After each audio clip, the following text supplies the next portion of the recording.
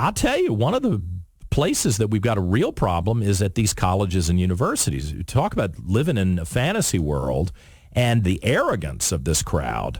I think they've operated for years like this, and no one has really paid attention because we all love to go to ball games. You know, we all love to go to football games and basketball games. We love to go to homecoming, and everybody's in a good mood.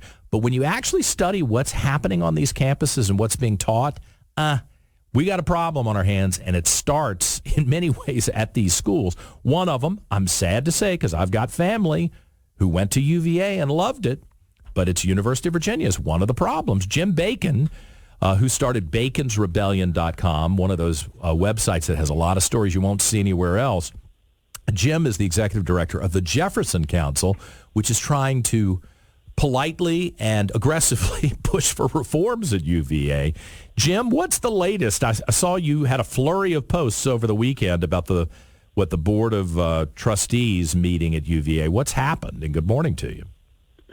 Good morning, John. Well, yes, the Board of Visitors had a meeting late last week, particularly Wednesday, Thursday, and Friday, and one of the big issues that the reformers, I call them reformers, you can also think of them as Youngkin appointees, the people who would like to change the culture at UVA. One of the points that they repeatedly try to bring up and address during the board was the blatant anti-Semitism that is occurring at UVA, and the fact that the Jewish kids feel that they live in a total hostile environment. No one's being mugged or beaten up or anything like that, but there are insults and slurs and occasional spitting and shoving incidents, those kinds of things. Really? At UVA?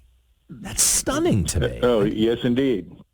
And they have been complaining to the administration, and the administration has done nothing to our knowledge to investigate and get to the root of some of these specific incidents.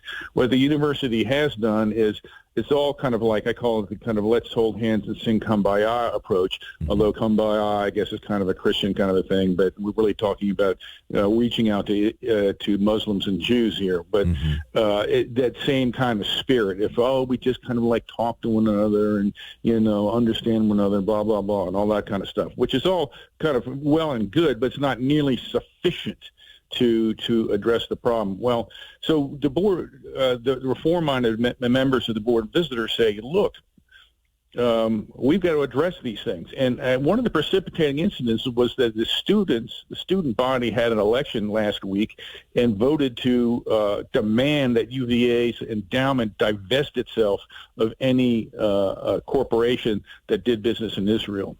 Oh, okay. And, yeah. So, some sort of candy company that's a really good investment.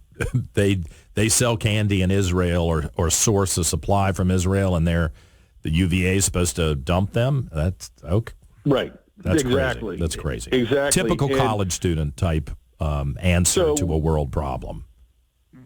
Yeah, I mean, obviously, it's a puerile approach to dealing with the problems over there. It's just more kind of an expression of outrage and indignation and kind of a primal scream. And ignorance, but, yeah.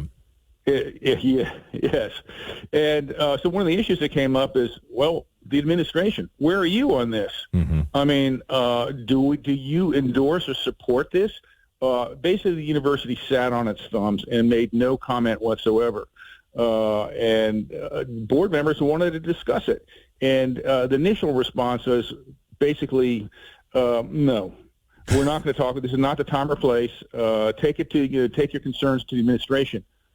At the board meeting? What is the right time or place? If it's not the board, they're supposed to run the damn school. What's the problem? Exactly. So that was kind of insane. So, but then what happened, I guess, President Jim Ryan must have decided that he had to say something. So then the next day he got up and started saying, well, we respect the independence of students, and we don't want to interfere in student government, and everyone has the right to free speech, blah, blah, blah. And now if I were a student and I had voted I would have voted against it, but I didn't feel like it was my place to get to influence the process at all. Okay, so he said that, which okay, whatever. It opened up the possibility of let's actually having a discussion about a board level discussion about this whole basically it ties into the whole ESG movement, the environment, social governance movement in terms of.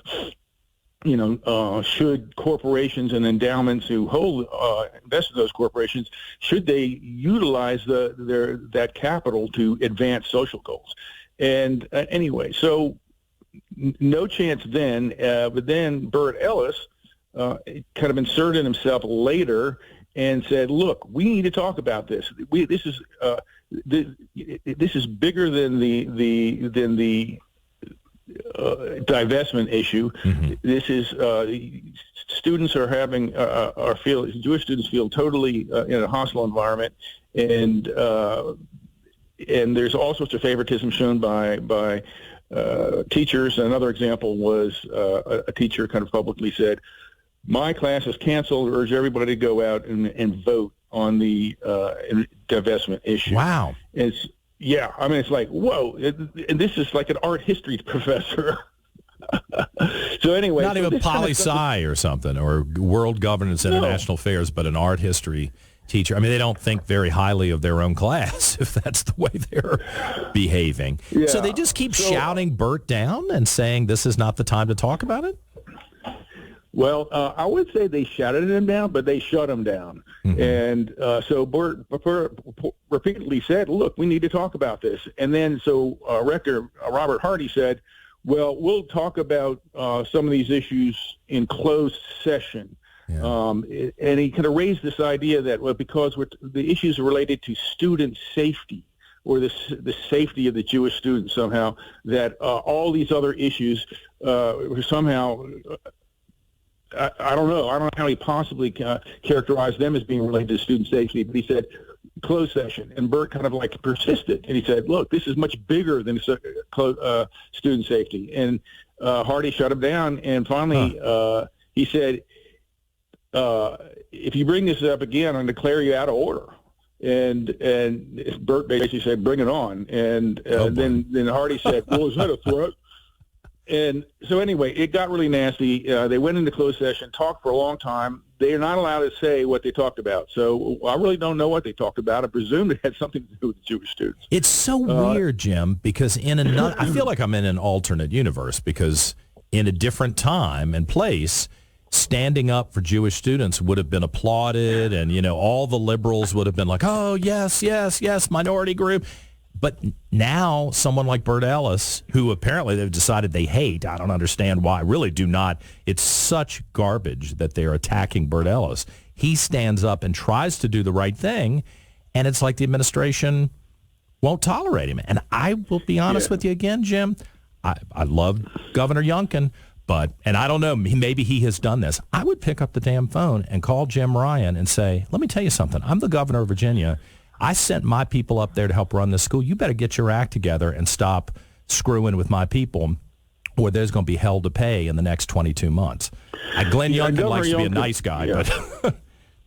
Yeah, I mean, his silence is just astonishing to me because one of the first things he did when he became governor, he set up a committee to look at anti-Semitism in Virginia. I remember, yeah.